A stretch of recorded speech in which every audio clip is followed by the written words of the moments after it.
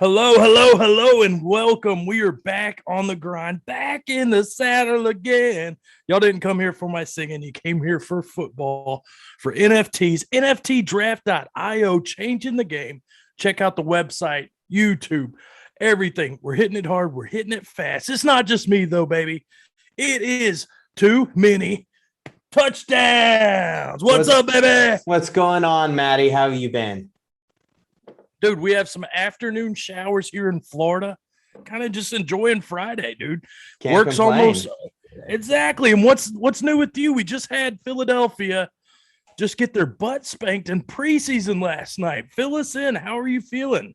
Look, I can't be mad. I've been doing the podcasting. I've been making a few appearances. We have football 4 days in a row.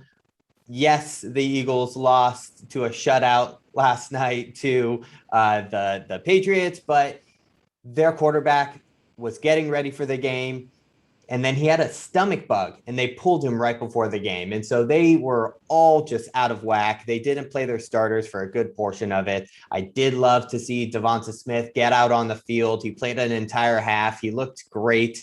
There's some positives. You can't be too mad. It's preseason. Let them play their games. The Patriots want to get their first team some reps. Let them do that. You know what? Let's move forward. Let's look at all the other games on the slate this weekend.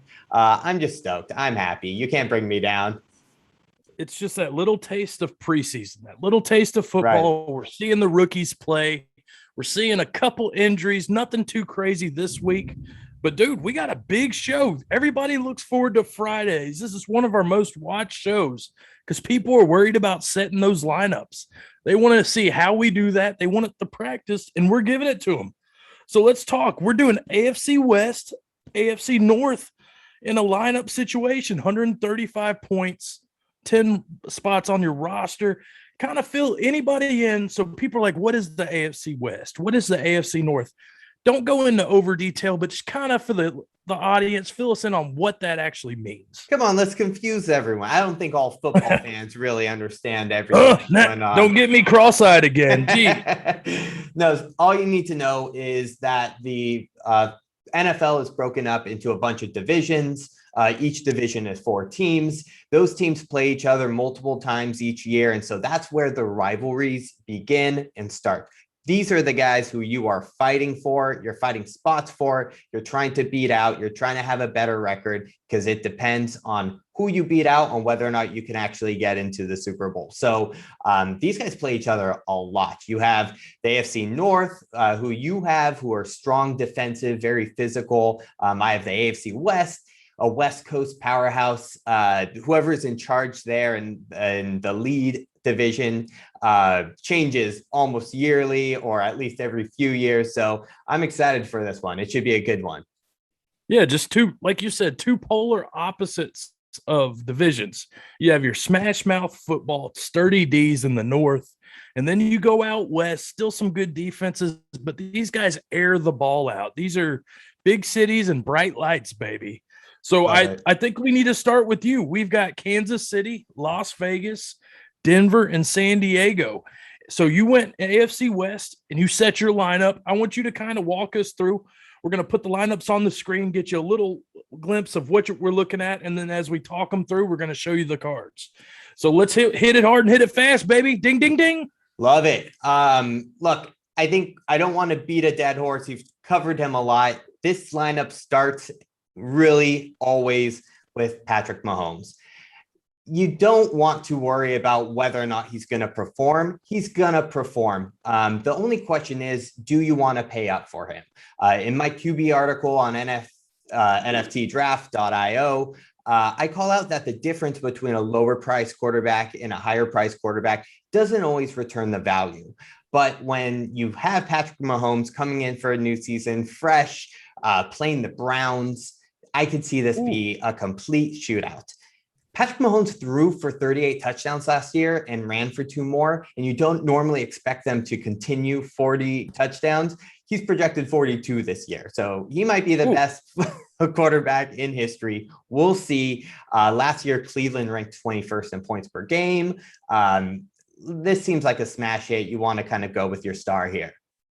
This is like Grandma Jezebel on Saturday nights. Bingo.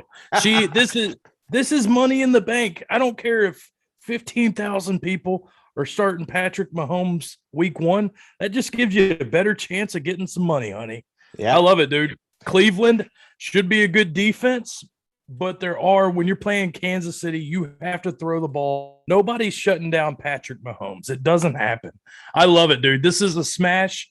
As far as 20 points go, you can't get any safer, any better quality player than QB1 for Kansas City. Yeah, and you'll hear a lot about some of the superstar guys thrown into lineups, and that's why I always like to follow up with the second quarterback who might be a little less owned, right? You don't want to have all the people who are going to be in everyone's lineup every single week. You find those little diamonds in the rough, and that's how you kind of find the value. So I'm going Derek Carr, QB1, Las Vegas, for only 16 points.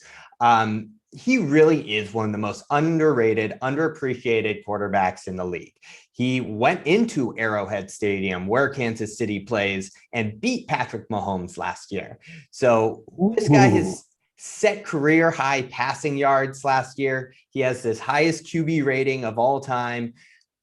I love him. I don't love him against the Baltimore defense is who they're playing, but at 16 points, take the shot there. He's going to return value. And it rounds out that Patrick Mahomes surefire thing. Absolutely. I've already quoted Grandma. I'm going to do one more and then I'll quit being stupid. Like Adele, this girl is on fire. Dude, Derek Carr, believe it or not, QB 12 to 14 range consistently last year. Just a couple years removed to being an MVP candidate. When you've got a terrible defense like Las Vegas does, you're going to pass. So I love this call. Baltimore's a stingy D. This could go one or two ways. This defense could just wreck Derek Carr, or Derek Carr could put up so many stats, it doesn't matter. So I love it. 16 points, man. You got to, people watching this, you got to realize we had 4 teams to work with. So you're trying to fit value, you're trying to fit consistency and upside, all in a lot less player pool. So I'm digging it so far. We got 20 points on Kansas City, 16 points on Las Vegas QB1. Hit me with the good. I see it coming up. Oh, yeah. No, so I'm not normally big on tight ends, but when your tight end is 50% of the offense, you've talked about them. Kansas City, tight end 1. We're going 20 again. We're getting in our stars. The question is never whether or not to play Travis Kelce or whether or not he's going to be great. The question is, traditionally, if you want to stack someone with Patrick Mahomes, are you going Kelce or are you going Tyreek Hill, the wide receiver 1, also for Kansas City? It's tough. I will never fault you either way. These guys were the wide receiver 2 and wide receiver 4 on the season last year. Even though Kelce's a tight end, he had more points than everyone but 3. You can't go wrong. And Cleveland, on paper, you were talking about this, has addressed a bit of their defense in the offseason. They drafted a first-round cornerback. They got a second-round linebacker. Clowney, right? Yeah. Is that correct? They got Clowney. Woo! They got Troy Hill. They got Anthony Walker. They've done a lot, but these guys haven't played a lot together. I think you can find some value in their early season before they kind of fall into their groove, start dancing together, know how each other work. And so I'm going with Kelce for consistency versus big play, because I have some big play options down later on in my lineup. And that's something you guys always want to keep in mind. You want to have some people who are surefire, going to get you the points and get you up there, and then the people who are going to be your home runs. When you're saying you're looking at Kelce and you're about to bring up Waller, these are 2 guys that are literally the number 1 target on their team. Say what you will about Tyreek Hill, the wide receiver for Kansas City's big playability, but that can be found elsewhere. You can't find the consistency that a tight end like Travis Kelce brings to Kansas City. So I'm loving this lineup so far. Me being an AFC Norther, I'm a little worried, shaking in my boots. Hit me with the next one. This one's another one of those yums. Yeah, you called it. I mean, I'm doing the double stack, the double quarterback, tight end, double stack. This division has tight ends. I mean, holy crap. So if Kelce was 50% of the Chiefs offense, Darren Waller is 100% of the Las Vegas offense, and you save the 1 point. I love that 1 point. You get the little 1 point saver with only 19. You get to plop that in somewhere else.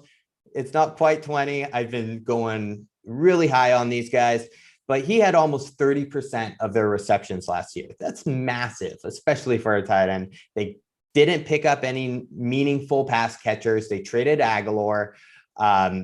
And the Ravens secondary is probably potentially the best in the NFL, but I'll put my money on them attempting to keep the big plays out, play a slow game, keep the running up, make Carr's going to have no choice but to feed Waller just to keep the ball moving. It's a gamble, but when he's targeted that much, I'll take it. When you've got a team like, Baltimore, they're going to have to do one or two things. They're going to have to keep the ball in front of them. They're going to have to limit the big play. So that's you cover two defenses, keeping the ball there because you don't want Carr to score touchdowns. You don't want Ruggs to get involved. Guys like that.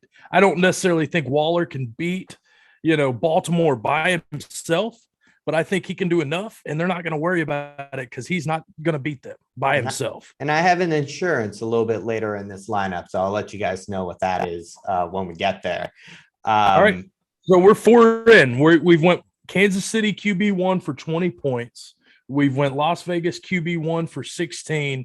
Then you did double trouble here, that super stack at tight end, probably two, if not the two best top 3 tight ends in the game.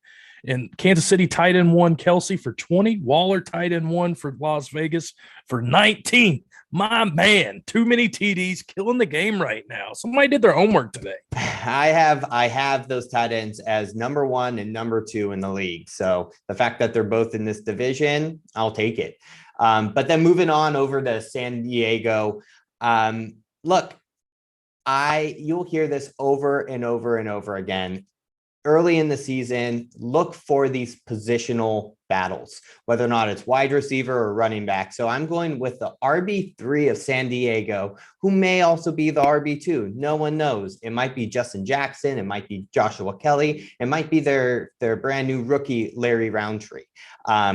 Whoever wins this job is going to be a value. They're going to continue to produce. This offense can absolutely keep them going. Jackson was listed as a RB2 last game, but then he went down with a growing injury. That's never good. Gives Joshua Kelly a little opportunity to show something, but he didn't get a ton of opportunity to show last year. And then their 6th round pick, Larry Roundtree, he may also do this. So you don't know who's going to be the guy. They will ultimately just let a few people try this out. And at 7 points, I will take the chances that one of these guys in the RB3 position will just fall into the end zone. It's a gamble, but I'm doing this studs and duds, the pros and Joes, whatever you want to call it. You pay up big for the guys, and then you throw a few of these dart throws. I think a good way to look at this is, so you said RB3. Yeah. So the pros and cons of these backup RBs. Jackson, when he is on the field, he is good. Mm-hmm. He is often injured, so something to keep an eye on. Kelly started off last year, hot as a pistol, first 4 games, had fumble problems. And then you add Roundtree, the nice new rookie who's looking good in camp. So this is a team that's going to use multiple backs. They're going to pass to their RB1, and they're going to hit between the tackles with their RB2, 3. For 7 points, I think you're onto something here in San Diego. So I like it. Absolutely. Any of those spots are great. I'm taking the cheaper one. And then I'm kind of going the opposite way with Melvin Gordon, RB1, Denver Broncos, 17 points. Look, all eyes are on the second round pick, Javonte Williams. And by the end of the season, I agree completely. This guy will probably take the starting job. But starting out in the first game, everyone forgets how good Melvin Gordon's been the last few years. He was RB14 last year. He was 23rd the year before, but he only played 12 games. And before that, he was 8th, 5th, 7th. He's on the last year of a 2-year deal. They can run him into the ground. They don't need to throw their rookie in right away. Melvin Gordon has a nose for the end zone. He's involved in the passing game. It's a PPR league, so every time he catches something, you get another point. And they're playing the Giants, who I am not afraid of whatsoever. So give me Melvin Gordon. He's gonna return you some value. I think the best way to look at this is you have a team like Denver that wants to pound the rock. They don't trust their quarterback. Yeah, they have all these sexy weapons, but this is a play style that is made to ground and pound. And a team like the Giants, you're not going to have to pass the ball. Into discussion. 17 points. And this is where you're playing matchups. Mm-hmm. And I think you nailed this one. 17 points most weeks, I might be a little hesitant. But when you're playing the G-men from New York, I'm smashing this. Oh, which brings me into, come on, lock in my defense and kicker. When you look at the division and who they are playing, they're playing Baltimore, who we're afraid of. They're playing Washington, who we're afraid of. They're playing Cleveland, who has they may give you a little bit of room, but they're not great. But then you have New York Blue, the Giants. Come on, this is a smash hit. Defense and kicker. If you read my article on NFTDRAFT.io, you'll see that I listed the teams that gave up the most points to defenses last year. These are the teams that you want to play against. And sitting at number 3 with New York Blue, the Giants. So play them week 1. I love this matchup. It'll win you some points. Ladies and gentlemen, Too Many TD is giving you all the info to help you set your lineup and win your week. When you say something like that, where you have Denver against the Giants, 15-point card, but you're getting the defense and the kicker, this is a smash, man. And I love how you broke it down to how bad certain parts, the game scheme, the flow. Danny Dimes loves to fumble the ball. Just all these red flags. Danny fumbles. Yeah, Barkley's barely. I don't even think he's practicing yet. So we just have a New York team that schemes stranger danger. So I love it, dude. And so we've hit RBs, we've hit tight ends, QBs. What I see here is very interesting in these last flex spots. Fill us in on these. It looks like 3 receivers, but you went wide receiver 3, 4. Yeah, Fill us in. So I had an extra, 21 points for my last 3 spots. Again, I paid up, so you have to find value elsewhere. And I specifically went with a few of these plays to counterbalance what may happen with some of those superstars. So looking over at Oakland, 6 points for their wide receiver 3. It's, again, pros and Joe's time. If Darren Waller is racked up, if he is up there not able to get anything, they're going to have to air out this ball. And the defense is just going to be covering him. And so Hunter Renfrow, if he is the wide receiver 3, he's a target machine in the slot. He will be open if they're trying to wrap up Waller. Totally like that spot.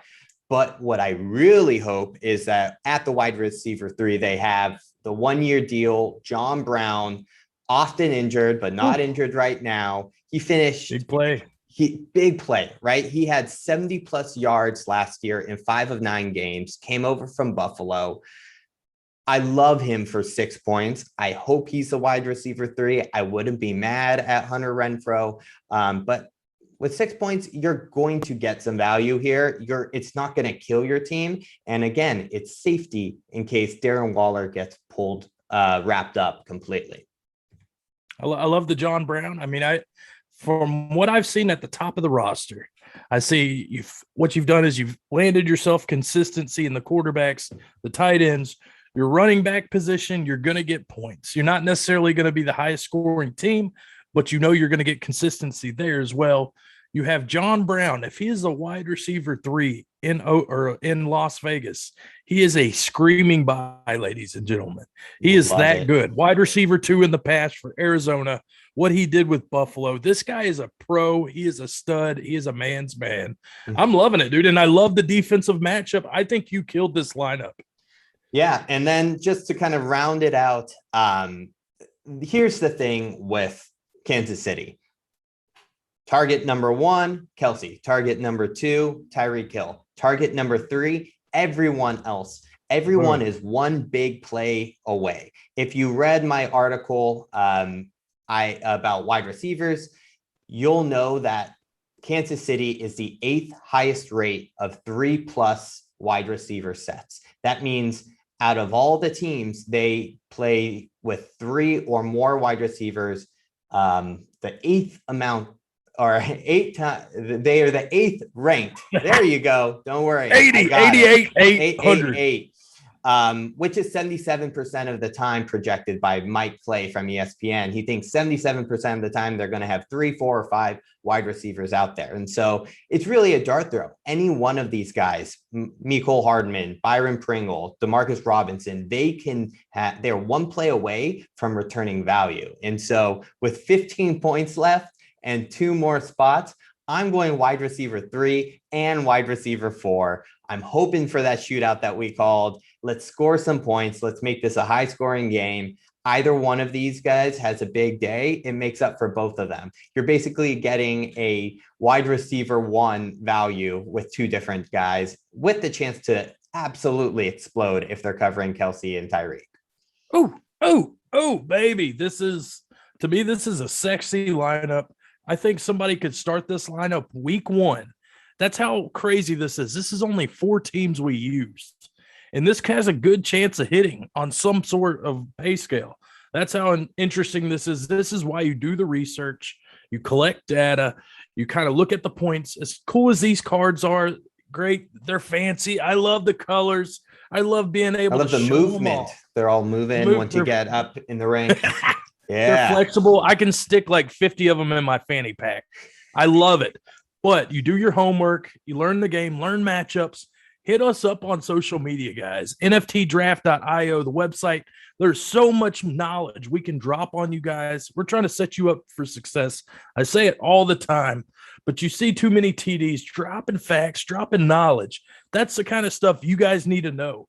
So thank you for that, too many TDs. The way you broke down that lineup, nobody should have a question on how you hit that one. You hit it out of the park, baby. We're trying to give you guys the tools to make some money. That's it. We're not holding any punches. We're not keeping anything back. We're letting you know what we're thinking in our thought process, which I want to see what you did here, Matty, with your lineup, because my wife, she is a Steelers fan. This is a division I watch all the time. People leave it bloodied and just broken. So many games.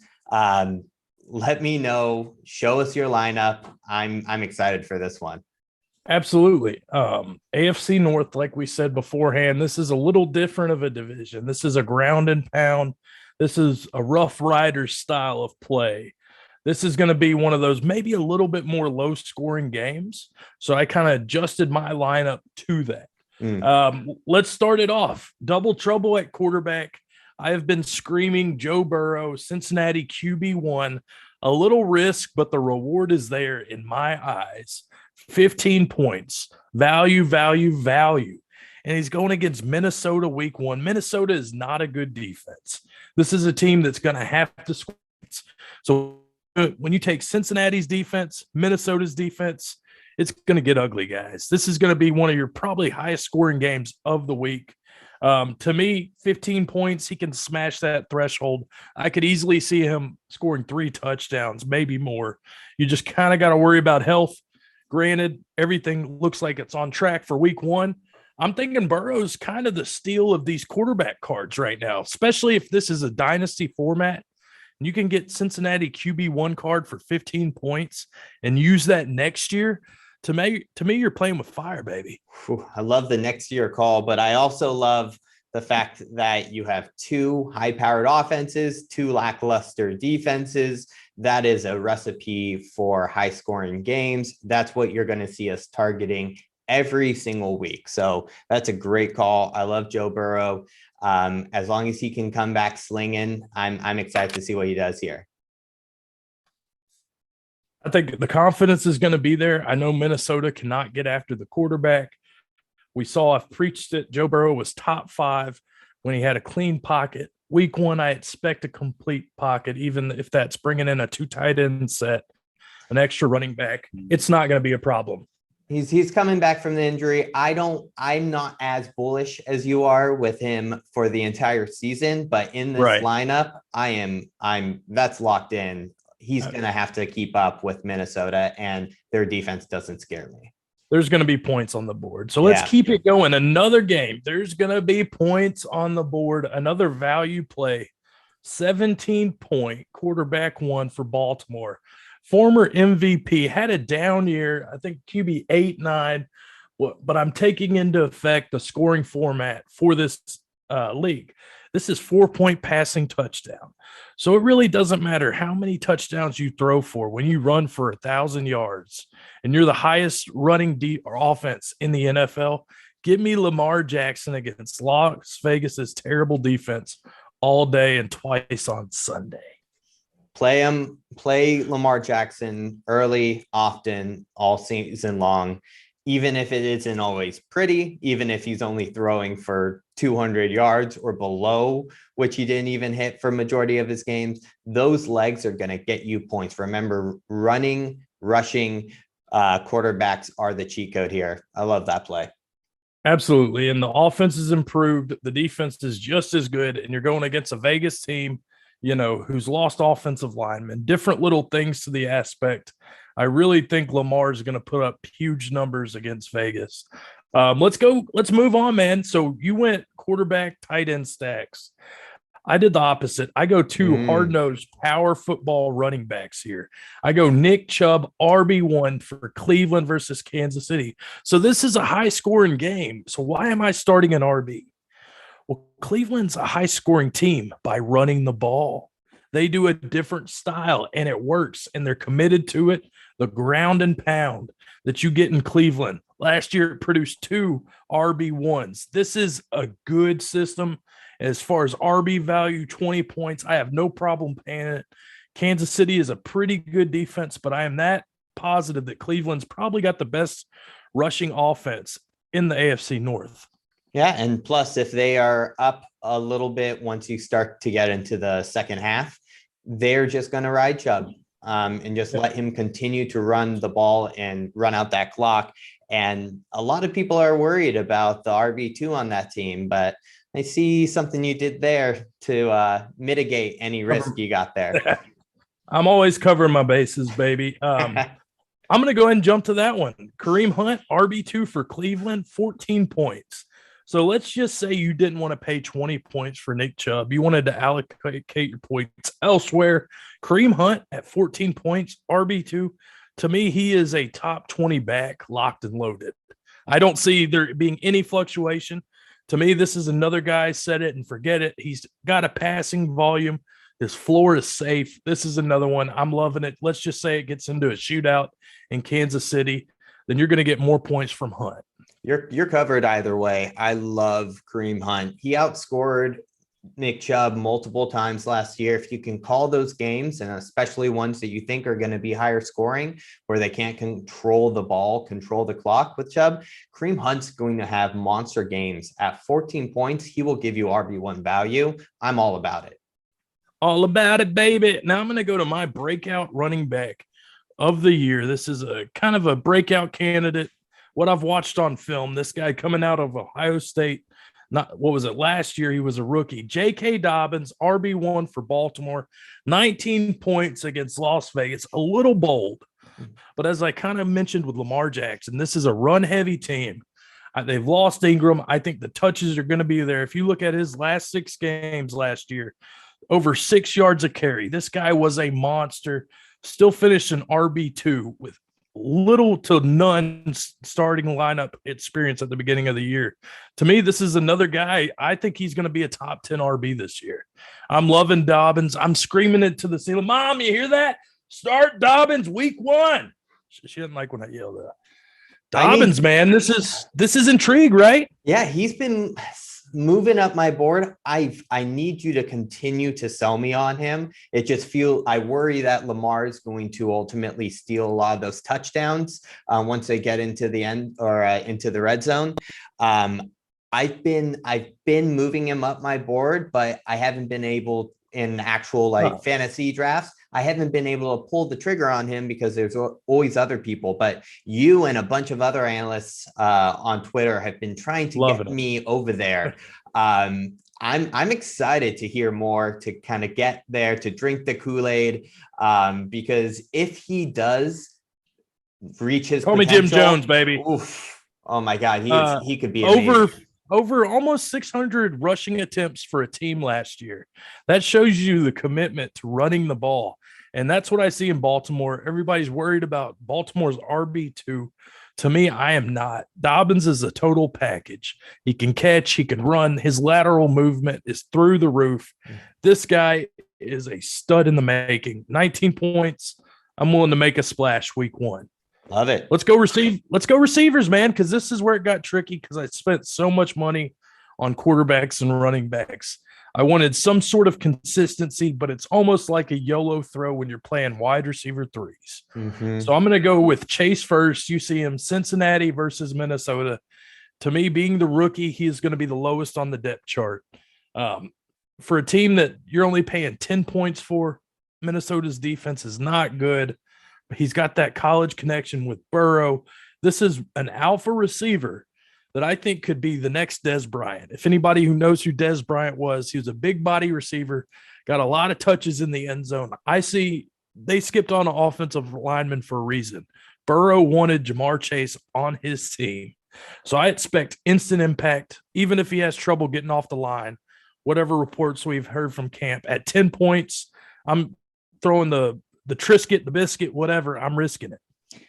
Wide receivers as rookies don't always perform what you expect them to perform, but the fact that he's played with his quarterback in college, I mean, that is massive, right? So, especially where they're going to be scoring against Minnesota, go for it. 10 points easily That's can return value. Yeah. When Cincinnati's one of these teams, the coach likes to pass the ball. You have there's so many different, we'll talk Pittsburgh too, but there's these teams that have 3 receiver sets. They have no tight end to pass to. They're RBs. They've got Mixon. They can't afford to pass him the ball as much as you would think. So to me, this is another team with upside to have 3 top 24 receivers. I love that you went Jamar Chase because Chase is such a great name. Why don't you move on to the third Chase in this conversation? I see you got Chase Claypool in there. As my kids would say, Chase is on the case, baby. Chase Claypool. This was a fun exercise because Dobbins and Claypool are 2 of my favorite players in the NFL. 2 guys I'm calling alphas this year. I'm calling the breakout. Chase Claypool, 14 points. I have him as your receiver 3 for the fact that Juju Smith-Schuster's been there long enough. They're not going to disrespect him on the depth chart. And then Deontay Johnson is a target hog. Target monster. I'm going for the upside, though. What Claypool was able to do in the end zone on limited snap share, target share. This is a new offensive coordinator that has familiarized with Claypool. He's going to get this guy involved. I expect a snap share to go up. You're looking at Pittsburgh versus Buffalo. This was the toughest one because Buffalo is one of the best defenses in the NFL. But somebody has to get involved. I didn't want to risk it on the running back position for Pittsburgh. I didn't want to pay up for receiver. So what I did was this has to be a scoring game. I don't think Pittsburgh's offensive line is improved enough that they're going to be able to run the ball. So what that means is they're going to have to get Claypool involved on jet sweeps, on screens, on different ways to trick the defense of Buffalo. Claypool at 14 points seems like a smash to me, a guy who could perform wide receiver 1 numbers any week. When they played the Hall of Fame game, I was watching for Chase specifically out there, and because I want him to be a massive star. I mean, and he absolutely can be. The first pass they send to him goes right through his hands, and I'm like, oh God, what is about to happen? And then the next one, he throws his body for a diving, spectacular catch, and for 40, 50 yards. It was massive. It was awesome. And that's exactly what you get. Big playability. He can turn any moment, any drive into something that's going to be a blockbuster. So absolutely shoot for the stars there. It's crazy the value you're going to have at Pittsburgh receivers. Yep. Because the receiver 1 is going to be your consistent one. Your receiver 3 in Claypool is going to be your big play that can win you weeks at the price point of 14 points. To me, that's a perfect way to kind of set the middle of your lineup because you want those, I wouldn't say dart throws, but upside plays. And he provides what a lot of other players don't. But yeah, Juju Smith-Schuster, we're not talking about him. This is kind of a sidebar, but I'm not sure what to do with this guy because he's only 24 and he's a slot receiver, but his upside seems limited in this offense now, just because it's almost like once Antonio Brown left, the floor fell. So I'm probably staying away from Pittsburgh wide receiver 2 at the price.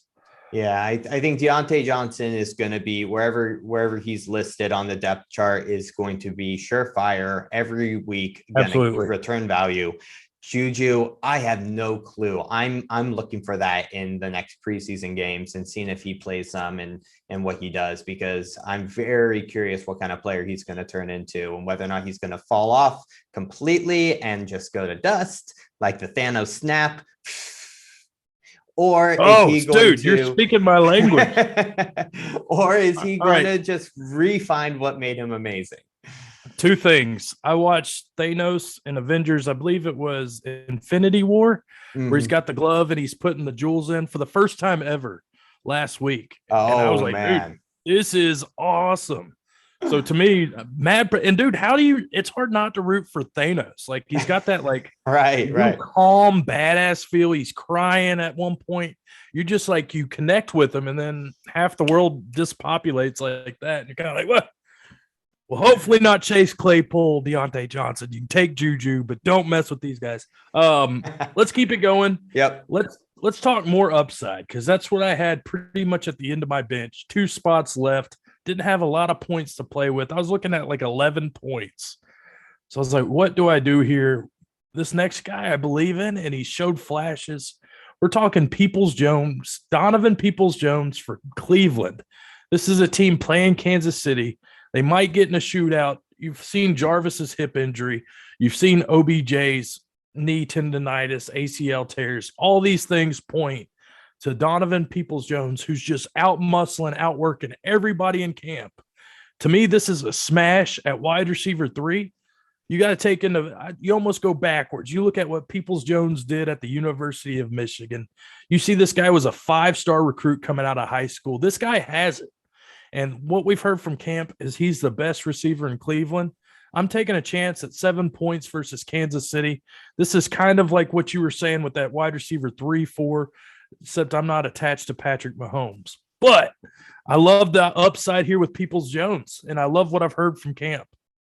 Yeah, no, I'm having a weird feeling. I'm for some reason on Odell Beckham Jr. having a resurgence this year. It's not a very popular take. But if you look at all of his plays last year and the fact that people say Baker plays worse when he's on the field, that's just, I don't buy into that. He is a good player who stretches the field. He has a specific job, but that's just the thing. He's going to stretch the field. And if he starts to draw attention, that gives room for the wide receiver 3 to make some plays and win you some points. So for a dart throw at 7 points, go for it. And to quote you about OBJ, man, there's been many weeks playing fantasy football that I have lost because I've played against OBJ. You're talking about a guy who can throw a touchdown pass, multi-dimensional. Everybody's seen that touchdown against my Cowboys. Like I said, this guy is a stud. I'm hoping for a bounce back too. I'm really intrigued with this Cleveland offense. I think there's a lot of weapons. I don't know how to feel, kind of like Juju. Landry's kind of that mid-tier option that I don't really feel like we have the upside with. We might have a solid floor, but if you're just looking for a 7-point floor, that's not necessarily something to get excited about when you're trying to win $15,000. I'm going. We'll see you guys in there. I want to win that 15, but I want you guys to win it just as bad. We're telling you all the plays here. Go ahead, bring us over to your defensive kicker, which is a bit of a slap in the face to my lineup, and your last 4 points after that. 4 points. That's exactly what it is. It's 4 points. I was like, who can I throw in here that has upside? Because this guy's could either get me a dud or he could get me 10 points. And that's what I was looking for here, is just a splash play. Hopefully he gets in. Ebron has an injury history. You're talking about Pat Freiermouth, This guy came from Penn State, number 2 tight end of the class. If we didn't have Pitts in this draft class, everybody would be talking more about this guy. We've seen what Vance McDonald did in the Steelers offense in years past, Heath Miller. These are guys, they want to pass to the tight end. I think Freiermuth's probably a year or two away, but granted, how good he was in college leaves the upside, lets the imagination kind of run wild for 4 points. I would love an end zone grab. That would just make my day. And I think against Buffalo, they're going to have to put up points. So that's all this was a YOLO throw. They're going to have to find some ways to trick that defense. And so I love it. I think he could easily get a little play. They want to get him out on the field. And as long as he's on the field, offensive line, he's open, man. Oh, yeah. 2 tight ends set on the goal line because your offensive line sucks. Mm-hmm. You're going to have to do a play action or 2. You're going to have to do something. So that's pretty much what that 4 point. I wasn't really getting risky. I was just seeing what I had left to, kind of go through, and I went for upside with 4 points. Now let's talk about the juicy one, man. This is what they have off of projections to be, I think, the number 2 defense in week 1. We're talking Baltimore versus Las Vegas. You're talking 18 to 19 points that could be projected for this defense. You add another 8 to 10 by the kicker. I'm getting 30 points for 15-point cost. To me, this is like playing a quarterback one. This is a smash play. The 2 defenses we've both picked out, I feel, are like safe. Like I said, Las Vegas's offensive line sucks. The receiving options other than Waller don't scare me. John Brown a little bit, but you still have to get the ball down the field, and I think Baltimore is loaded all over. So I'm loving Baltimore's defense, and Justin Tucker's one of the best kickers in the game. He can hit it past 50 all day, so I'm loving it. I think if you and I are playing these lineups against each other, it comes down to this one game, Baltimore versus Oakland. Yeah. I have Oakland's quarterback and 2 of their pass catchers. You have Baltimore's defense, quarterback, and running back. I mean, Absolutely. This is going to determine who wins the matchup, and that's the beauty. No one knows. This could become a shootout, right? Derek Carr can do a upset like he did with Kansas City. No one thought he was going to beat Kansas City last year. He can come out slinging. They don't know how to play against him. Or Baltimore can just run all over them, and I have no chance. And that is the beauty of fantasy football. Well, that's the thing. We're going off of projections. We're going off of insight up here, but we haven't seen any pro football played yet. It's a lot easier to kind of get an idea of what you're looking at week 5, but this is new coaching, new everything. So I guess it's back to COVID year, but a lot of different things are happening. I think a good way to do this, because we are hitting divisions, is we'll save these lineups. We'll see how they go week 1. And we'll kind of judge character by them. Like, okay, first off, out the bat, maybe Dobbins wasn't a smart play. Mm-hmm. Things like that. Maybe, Peoples-Jones skyrockets. OBJ doesn't do anything. Things to consider. But I think we've set people up for success with both these lineups. We'll keep moving through these lineups, through these divisions, give you guys all the tools, give you all the information, who we like from each team, why we're going that direction.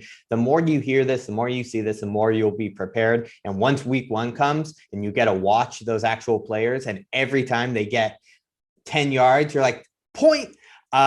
Trust me, you won't go back. You will learn all of the rules really quickly. This is the most fun time of the year. We live it year round. But I promise you, just start to dip your toe in. You guys are going to have a good time. This is great, Matty. I'm excited about these lineups.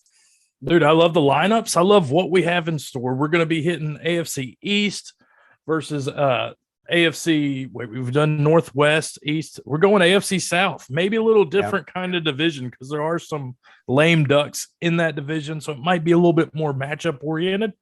But I'm loving that. I'm loving these Wednesday live Q&As. I'm looking forward to all these articles you've been dropping on the website. Too Many TDs. You've been making your rounds on social media. Just caught you on the Rookie on the Rise podcast. You've been all over. I have you coming on the Fantasy Football Affair here shortly. Dude, I'm pumped for where we're headed. We're dominating. You can tell our stars getting shining, because everybody wants those football yum-yums. This is the calm before the storm. Get your question, and then if you want to set a lineup, send it to us. Get our opinion. We'll give it to you. This is the time to get better, guys, because we have 3 weeks till the action starts. then it's balls to the wall. But dude, where can they find you? Find me on Twitter, Too Many TD. Find me on our Discord. Again, like Matty says, we're here to answer your guys' questions, help you out. We're not going to give you your lineup. I see people coming into my DMs. They're like, hey, here are all my 300 cards. Make me a lineup. I'm not going to do that. I will help you, give you feedback, talk about individual players. Let's do this. Come on, go through the process. It's going to be a fun season. You're going to win some money. Thanks for having me, Matty. I'm excited to be on your other podcast, and we'll be back next Friday. You were a student of the game, and respect, dog. That's 100% what you have earned. Dude, I love where we're coming with this thing. NFTDRAFT.io. I am the MattyDaddy. Too many touchdowns. Till next week, keep grinding, ask questions, get better. We'll see you next week. See ya. Woo.